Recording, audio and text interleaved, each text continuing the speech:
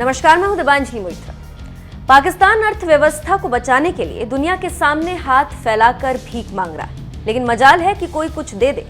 कोई भी पाक की झोली में कुछ डालने के लिए तैयार नहीं। यहां तक कि सदाबहार दोस्त चीन ने भी मुंह फेर लिया। पाक जनता मर रही, महंगाई, बेरोजगारी, डीजल, पेट्रोल सब जनता को मार रहे हैं। ऐसे में डॉलर के मुकाबले रुपया 200 के पार चला गया। इसी बीच तकलीफ से करा रहे पाक उद्योगपति मियां मंशा ने प्रधानमंत्री शहबाज शरीफ से देश को बचाने के लिए एक गुजारिश की और कहा है कि शहबाज शरीफ भारत की शरण में चले जाएं। भारत भी पाकिस्तान को बचा सकता है। इसके साथ ही मियां मंशा ने आगे कहा कि आपको भारत की राह पर चलना होगा। उन्होंने कहा कि भारत के साथ रिश्ते बेहतर करके और व्यापार शुरू करके पाकिस्तान FATF की ग्रे लिस्ट से भी निकल सकता है। मियां मंशा ने कहा कि हम पाकिस्तान के प्रति दुनिया की सोच को बदल सकते हैं, FDI को आकर्षित कर सकते हैं। इससे हमारा विदेशी मुद्रा भंडार बढ़ेगा और ग्रोथ को बढ़ावा मिलेगा। हमारी समस्या का समाधान तभी होगा जब विदेशी निवेशक यहां निवेश करना शुरू करेंगे। आप केवल निर्यात बढ़ाकर विदेशी मुद्रा भंडार को नहीं बढ़ा सकते। भारत ने 650 अरब डॉलर का रिजर्व इसी तरह से इकट्ठा नहीं किया।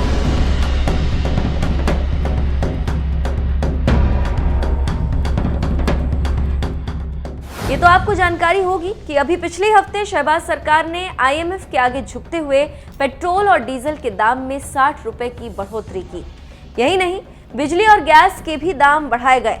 पाकिस्तान दुनिया भर में चल रहे खाद्यान्न संकट से भी जूझ रहा है। पाकिस्तान अगर तेल के दाम नहीं बढ़ाता तो उसके दिवालिया होने का खतरा पैदा हो गया था। पाकिस्तान को इस महासंकट से निकालने के लिए अब मियां मंशा ने शहबाज सरकार को भारत के PM मोदी से हाथ मिलाने की बात कही। यहाँ पर आपको ये भी बता दें कि जिस बिजनेसमैन ने मोदी और भारत की तारीफ की है, ये बात वो इमरान सरकार को भी कह चुके हैं। जानकारी देते चले कि निषाद समूह के मालिक मियां मंशा के पास टेक्सटाइल, बैंकिंग, कार निर्माण, सीमेंट, ऊर्जा, डेयरी, कृषि, रियल एस्टेट और अन्य क्षेत्रों में विशाल साम्राज्य खड़ा किया।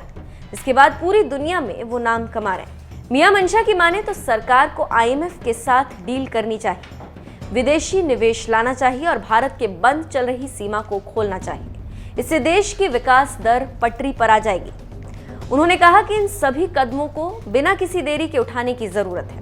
उन्होंने कहा, भारत के साथ व्यापार फिर से शुरू करने से पाकिस्तान FATF की ग्रे लिस्ट से बाहर आ सकता है। तो आप समझ सकते हैं कि कैसे पाकिस्तान और पाक सरकार को एक उद्योगपति ने सलाह दी और कैसे कहा है कि शहबाज सरकार को PM मोदी से बात करनी चाहिए। जानकारों की माने तो राजनीतिक मजबूरी की वजह से शहबाज हिचकते हैं या बोल्ड फैसला लेते हैं, ये देखना होगा।